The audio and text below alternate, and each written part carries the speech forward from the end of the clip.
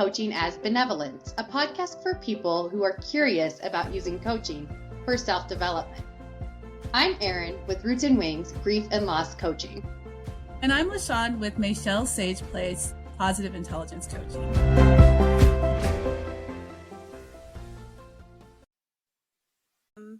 In this episode, we are going to talk about change, what it is, how it shows up in coaching and in life.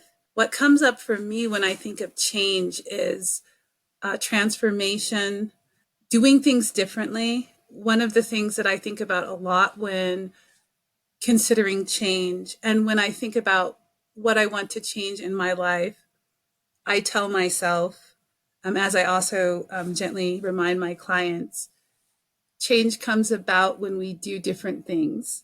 So if we're doing the same thing, expecting different results, then that usually doesn't work. So we have to change the way that we approach things, the way we see things, the permissions we give ourselves in terms of permission to dream big, permission to do things that we think aren't in our wheelhouse, permission to fumble, to fail forward, as they say, permission to give up on our perfectionism, and et cetera, that allows us to forge new paths.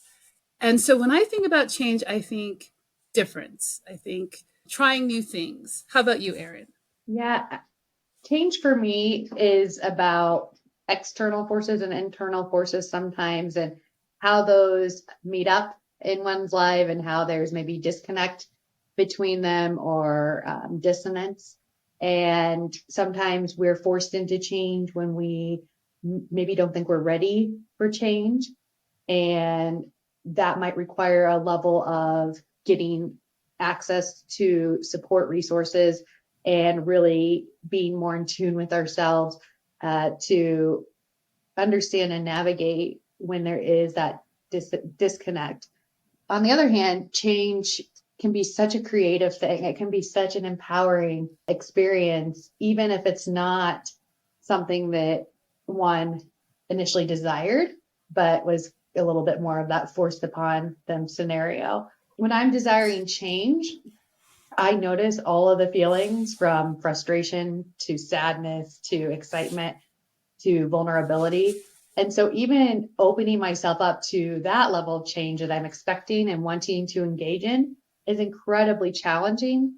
And so when you apply that to other types of change, it just really makes it clear, at least in my mind, how difficult change can be, even positive changes in our lives and even small shifts. And so this topic of change is so much because it's all about what's going on for us internally and what's happening externally and how we can make those shifts to create the change that we want to see in our lives.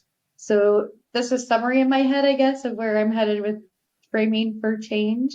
And I'm curious for you, L'Shawn, has there been an experience in your life where you expected change and you were ready for it, but it didn't go well? And on the other hand, completely didn't expect change, and yet it did go well. The first thing that comes to mind is moving to Colorado after living in Japan for some time. I expected a change, and I'm not to say that coming back to Colorado wasn't what I expected. It was the move itself, because I expected it to be difficult and have many steps to take, but it was so much more than I anticipated. I knew that we were going to be moving overseas, back to Colorado for us, for our children moving to Colorado for the first time. And I knew that, we had our whole lives for a long time in Japan, and that there were going to be so many things that we had to give away, throw away, et cetera, et cetera. And so I was ready for that, but I could not have expected or anticipated what it was. There was so many layers to it. It was emotional, it was physical, time. There were so many dimensions to moving overseas that I could not have anticipated. And it did not go as well as I thought it would. We had to extend our lease twice in the process. And we had friends over there helping us move our stuff. We had filled a 2-ton truck with stuff to donate and to recycle, and still had more things in our house. And we had a small house. So it was just bizarre how much it took. So that was one example in my life of change I knew was coming, but did not go at all the way I expected it. Unexpected change that turned out good was, well, let me think. I would say that when I was in Japan, I had to change jobs. It was because as the job that I was in wasn't paying enough. So I had to change and I had to adjust to that because we had originally planned to live in northern Japan. We moved from Western Japan to northern Japan and we were going to settle there. That was the plan. And it just wasn't working out. And we had to make a hard decision. And that was, I was working at a language school in Japan. Language schools are very different salary wise and other benefits, that kind of thing, than university. And although I enjoyed working at the language school, it just wasn't making ends meet. And I was the sole breadwinner. So we had to leave. And it was unanticipated.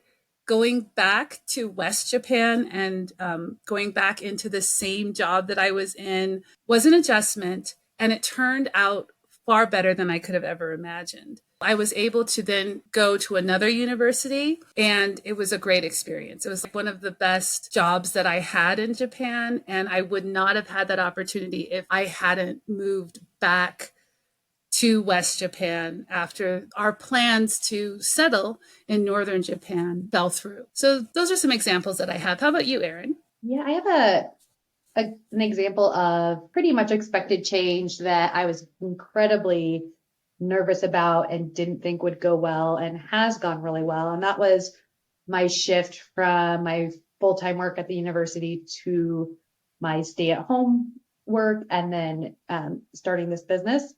And making that decision to leave the university was a very difficult thing for me because I had wrapped up a lot of my identity in my work there and in being an employee there. And also we were on my benefits and everything. So that was letting go of some of those security pieces was a little bit tricky. But, even after a week of the shift, it felt so liberating and so good. And it really was the change that not only I needed, but, really our family, needed to shift to creating some level of balance, right? More play, more, of that type of thing. So that went way better than I thought because I'd always been in full-time work and always put career above pretty much everything. So shifting my identity there was a very difficult thing to do. And then a shift that I thought might have gone better and didn't was really straight out of college. I had just gotten married. I just started my job teaching high school English. We went on our honeymoon, and then the day after, I was in the classroom preparing for the students and things like that. And I was very young and full of a lot of energy and thought that I could just have it all at once and it would all work out. And this is exactly what I want to do. And I realized fairly quickly that was not the case. But it wasn't until many years after that I really realized the significance of that on my life, both the challenging impacts it had as well as the positive impacts. But it was a shift straight out of college that I made and I intentionally made. And I was informed by where I was at on my life path at that point, not having had more experience to really know who I was and what I really wanted. And so it is interesting thinking about this right now aloud and looking back on that experience and how I thought that change would be the start of something that would last forever, or that type of a career path that would last forever, and how wrong I was in terms of what was working for me. So Yeah, I have, I guess those are two examples really wrapped up in career. But I'm sure I have other examples outside of that too. So, uh, yeah, when you've gone through changes in your life, have there been guides? Have there been people by your side to help you? Yes, there have been. I have this, I guess I would say family friend, or she was my tutor when I was 9 years old. And she tutored me for about a year and then moved. But she always kept in touch with me, sending me birthday cards, going to my graduations, that kind of thing. She was always there as a non-judgmental, kind, compassionate person who would listen to the things that I was going through, and she would guide me through the change. My mother also was a guide as well. One of the things that she would always tell me, and she's still here, that she's still telling me these things, is that life's about choices. She would say that you have a choice in every situation. That gave me the guidance that I needed to navigate change by saying, okay, I have a choice here. I have power here. So my mother telling me that there's choices that we need to make in every situation empowered me and guided me as well. Of course, coaches have been guides for me since I was, since I started coaching training, and also peer coaches, professional coaches. I find that having that space to co-create with the coach, ways to navigate change, to execute a intentional change was really very helpful for me. Friends also were guides for me. People who have been in that situation, going back to when I moved back to West Japan, I had friends who were able to guide me in the process of finding work in other universities once I had finished my 3 year contract in the university that I was working in. I had a friend who sat down with me and we went for Indian food, and he told me all about how I could apply to be in another teaching position at his university. And so, yeah, I've had guides and people who support me in change. How about you, Eryn? Yeah, I think this concept of the guide and change is significant. And for me, it's significant because of its absence and not probably its intentional absence, just that I wasn't paying attention. It really wasn't until my daughter passed that I started to open up, like you said, being open to that, to guides entering into my life and helping me meaning of my experiences. And so that was in the form of really community members here in town, therapists, and just a lot of individual people just right here in the community. And that was really inspiring to get that support and just finally be open to something like that. When in the past I was always like, oh, I can just figure this out. And there were even like, I don't know, this might be a little woo woo, but there were like signs in my life that I was never paying attention to. So when I was going to interview for my first teaching job, I was driving back on the interstate and this big wood plank fell off a truck and like hit my car. And I didn't even like put two and two together or anything. I mean, I was fine. But it was almost like, oh, looking back, was that like, wake up, Eryn, what are you doing? Was I that blind that I needed something like that and still was that blind? So I bring that up. Yes, it's a very extreme example, and who knows what meaning is behind it, because I've learned from my own failures and my own mistakes not to be open to the mystery of it all, and not to be open to the guides. I mean, I think they're they are here for all of us, guides or people who have amassed some wisdom that they can help us with. And so I think through my own failures, I've learned more to experience them wholeheartedly. So that would like really sticks out in my mind. It's like, I don't know It's interesting about that the you should mention the thing about the signs. And I'm really curious to know, what was it like for you to navigate change when you were just doing it on your own? So I will say that I do have a sister who's 2 years older than me, and I guess she's kind of like a guide there, readily available, if that makes sense. And she did have some level of influence over my shift from teaching to graduate school.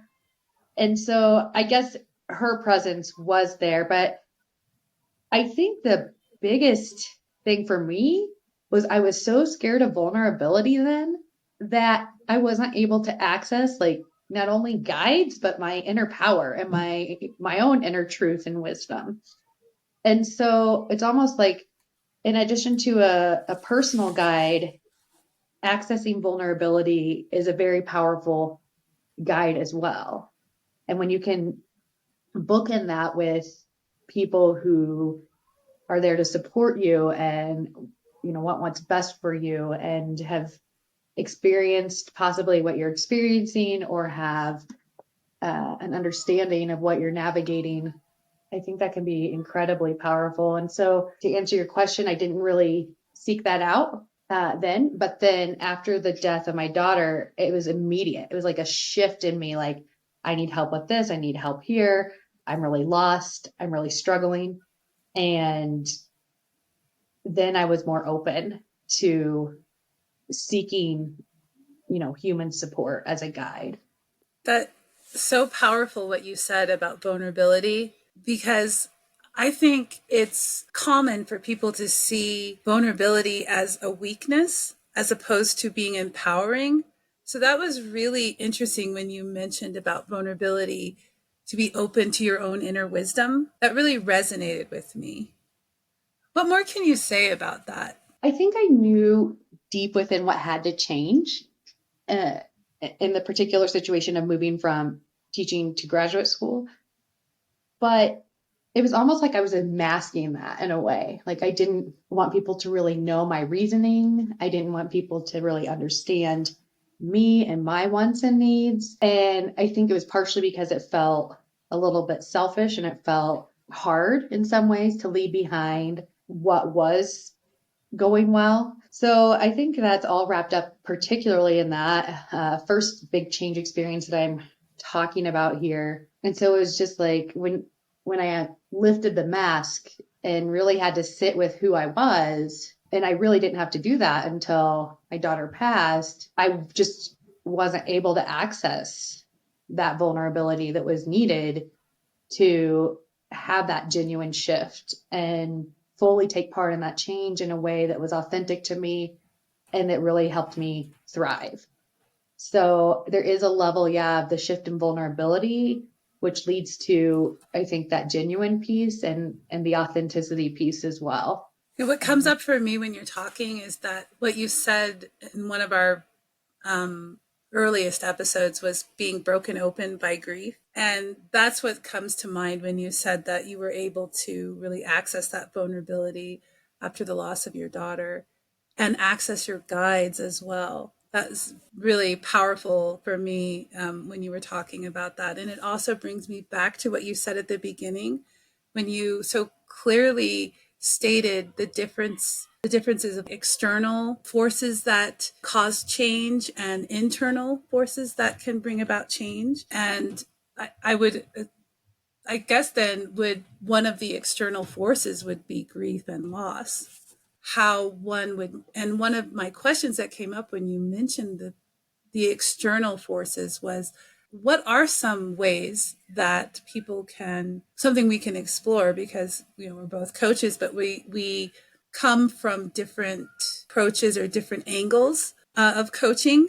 So this is like a question that I'm asking you that I then would of course answer as well as a positive intelligence coach. But what are some ways to navigate change when it comes from the outside, when it's unwelcome or unexpected? And from a positive intelligence perspective, we have what is called the SAGE perspective, where any situation can be converted into a gift or opportunity. And by that, we mean we can step back and see what the situation can bring in terms of what we can gain, learn, also what we can appreciate. Those are some ways that positive intelligence approaches change that's unexpected and unwelcome. How about for you, Eryn, as a grief and loss coach?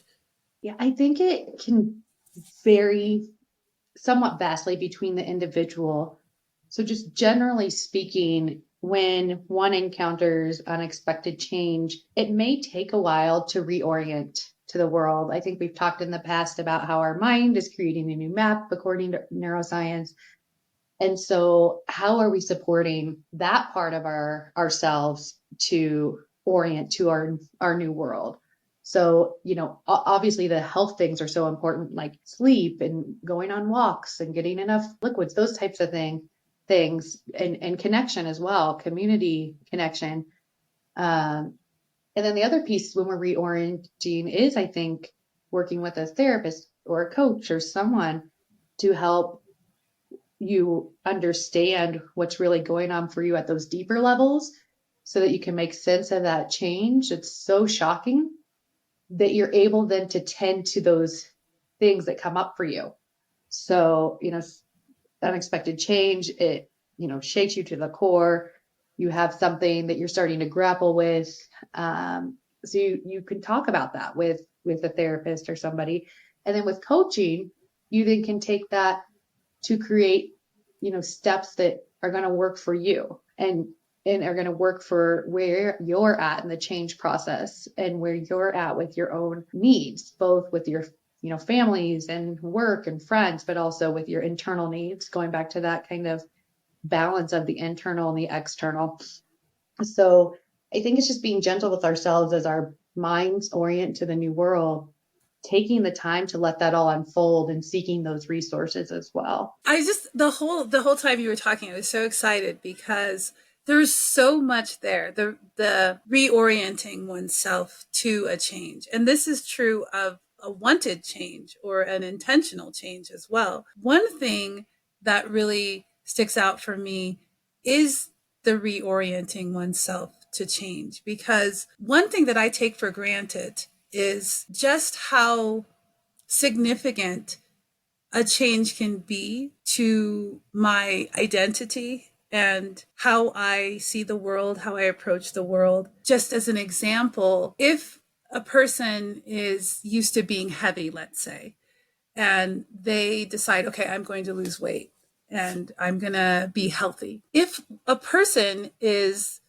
used to eating a certain way or not exercising, not being active, if this person is used to sedentary lifestyle, and in order to be healthy and fit and to be, that ideal weight, they would have to shift into a lifestyle that supports that vision. That's a huge shift. I mean, that really is having to reorient oneself, who you hang out with, how you spend your time, what you put into your body, what you consider delicious, for example. You really have to shift so many things in order to be that ideal or what you're looking for. And I think it's easy to take for granted that it's so much more and so complex when you're looking for a goal. And when you get there, because you're so used to being heavy, or you're so used to being sedentary, or you're so used to being a certain way, you've gradually changed and you get there and you got to settle into this new body or settle into this new lifestyle. And I think even though it's something you may want and you desire, that you worked for, that you really strive, it's easy to slip back into what's comfortable. And I think that's one of the reasons why there's yo-yo dieting and going back and forth with weight. So I think that that's a really interesting aspect of change that doesn't feel to me that is explored as much. So when you did mention the reorienting, I think that's a really important piece to keep in mind when you're on the journey of change or you're navigating change. I really appreciate that example because it really nuances a lot of the different factors that all combine within change. And in the change that one is intentionally making in one's life. And also you mentioned like when they get there, then what kind of framing? And I think that's also it's almost like another cycle of change because you have to then reorient to now, who are you? Now what does it look like to be out in the world? And I think if that piece is not intentionally discovered, that can be really challenging. So it's almost like, we're always in a state of change. We're constantly in a state of change. But when we think about that intentional change of the weight loss example, it is going to be a cycle to the next piece, right? How are they in the world now? Which may cycle to the next piece, maybe different fitness goals. So it's always movement. Change is always movement. And I guess that's the promise of our human condition. I don't know, that we're constantly in movement. And so it's like, where do we get to have our agency in that? Even for unexpected shifts or unexpected change or change that seems awful. Where is that agency? And that's another one that's developed over time and is also complex, right? To really answer those tough questions about who am I? What am I confident in my abilities? How do I want to use those in the world? Those big questions. So it's changes everywhere and just a really delicate and also beautiful thing to navigate. When you, L'Shawn, are with family, do you notice others trying to make changes in their lives that are intentional and that work for them? Yeah. For example, I have a cousin who is shifting from 9 to 5 to her own business.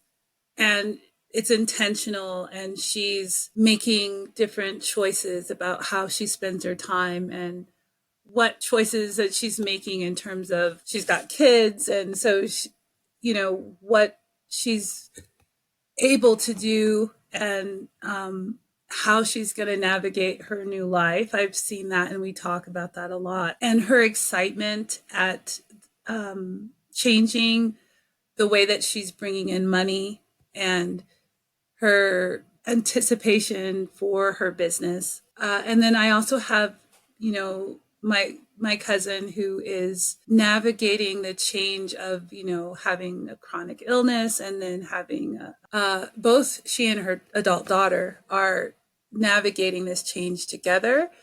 They're navigating the change in their relationship where the adult daughter is now caregiver. And it's just really interesting to see how they talk about what they're going through, and they support each other when they talk about plans and what works, what doesn't work, and how they can navigate this change in their relationship, this change in schedules, what's expected of each other. Like you said, there's changes everywhere. There's big changes, like what I was talking about with changing career and navigating shift in your body, what you can expect from your body, and also recovery from a surgery, recovery from being sick for a long time. I've seen that. There's a lot of that I have observed in my own family. And one of the things that I marvel at is their ability to express it and talk about it and emote. Like, they're able to say, I feel this way, this is frustrating, or this is draining. And going back to guides and help, their ability to find support. And then also the opposite, where my one cousin is very much like you were before your transformation. She can do everything on her own. And I often have conversations with her where I'm like, you're not alone. There is support out there. You don't have to do it all by yourself. And that's one of the things that I have witnessed. And I've also witnessed my other cousin. Her whole philosophy is it takes a village. So she has a whole community rallying around her and her daughter, helping, supporting, around the clock. Like I'll go visit her and she's got, her medical team there, and then she's got her daughter, and then she's got her friends, and then I go to visit, and it's like Grand Central Station. But it's great. It's a great example of community, the power of community, and how community can work together to enrich your life and to support you. So I've seen examples of both in my family. How about you, Eryn? Yeah, I really like how you shared the diverse examples. And, I don't know if I have any really strong example that would add much more nuance to everything you've said. I think what you highlighted was really wonderful and thorough. I think in my friend circle, just even an example of continued learning and how we're all in this shared text where we share something we learned for the week kind of thing. I think that's just some kind of basic tool that also helps us navigate change because it's helping us process what we're learning and how we're shifting as a result of what we're learning. So I think that's the one example that really comes to mind right now. And I'm wondering if we haven't yet explored other aspects of change. I know we talked a little bit about the guide and like community support as well, and then reorienting to our new world and using strategies and using help and resources. Is there anything else that might be helpful for people to hear when navigating change? One thing that comes to mind is, and we've touched on this before, maybe in conversations outside of the podcast, I can't remember, but stuckness. Because I think that when a person is faced with change, it's easy to get stuck in that change, in a pattern that's not serving you, or limiting beliefs, where a person wants change but doesn't know how to make that happen, or a person experiences unwanted change or unexpected change and is stuck in maybe a cycle of depression, or where they don't want to move, where they're like really defiant and they don't want to acknowledge that something has changed. I think that this can be seen when a friend or a relative or even a child decides that they've changed something, either about your relationship or the way that they want to be identified. One very small example is, and it's probably kind of trivial, but it is an example. My brother-in-law went to California and he changed his nickname. And this was like decades ago. He changed his nickname to a nickname that suited him. But his family called him, and were used to calling him, another nickname. And so it's really interesting. It's like pre-California, post-California. So those who knew him in California call him this other nickname, and his family calls him this, the previous nickname. So there is a little bit of like stuckness, or a little bit of resistance, especially of his parents and siblings, because they saw him as that nickname that they gave him when he was a baby. So they don't recognize and they don't use his chosen nickname. So that's just an example of how stuckness can be part of change. It might be worth talking about how one could navigate that, or approach that, or understand that aspect. Yes, I think that is so important to bring up, is the stuckness piece. And I like your example of your cousin. The nicknames are significant. So yeah. Yeah. But I think one piece with the stuckness is, you mentioned a little bit of that resistance and like really not letting go. But instead of framing in terms of like letting go and holding on, I like to frame in terms of moving out of binary thinking to a spectrum of thinking. So it's not all bad, it's not all good, whether it's going to be a positive shift or one that's negative. Let's look at the spectrum of things going on so that it doesn't feel so, heavy if it feels like this really bad change in one's life. That gets a little bit more nuanced with grief and loss. And so I don't want to overstate that this spectrum piece in how I explained it is going to be is going to always be a good fit for grief and loss. But just generally speaking, when we think of change, if we can hold that loosely with that spectrum and find, all the angles that we can explore, I think that can be a helpful way to get unstuck sometimes. I love that you said binary versus spectrum, because I'm always like, what's the opposite of binary? I love that you said the spectrum. I love how you're so clear in how you describe processes and the way of looking at things. It's just so appreciate that. So thank you so much for having that clarity in language. It's beautiful. Thank you. Eryn, I think we're very close to the end of our time. Do you have a coaching nugget that you'd like to share? There's so much that's running through my mind when I think of change. Like if it has, even if it has worked for you in the past, it may not work in this situation. And it may be a good idea to try what's worked in the past too. So I think given that framing, embrace the paradox of change, embrace the learning of who you are and the joy of discovering that. What about you, L'Shawn? I love that. I love that. And I would add, give yourself grace. Know that change has so many layers to it, and it's not so simple as you might think. There's a lot of, reorienting, unexpected, sometimes delightful surprises, other times like, wow, I didn't even know that was possible. So yeah, give yourself grace and be gentle with yourself.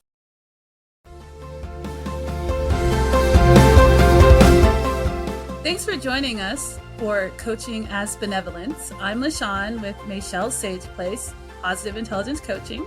And I'm Eryn with Roots and Wings, Grief and Loss Coaching. Have a benevolent day.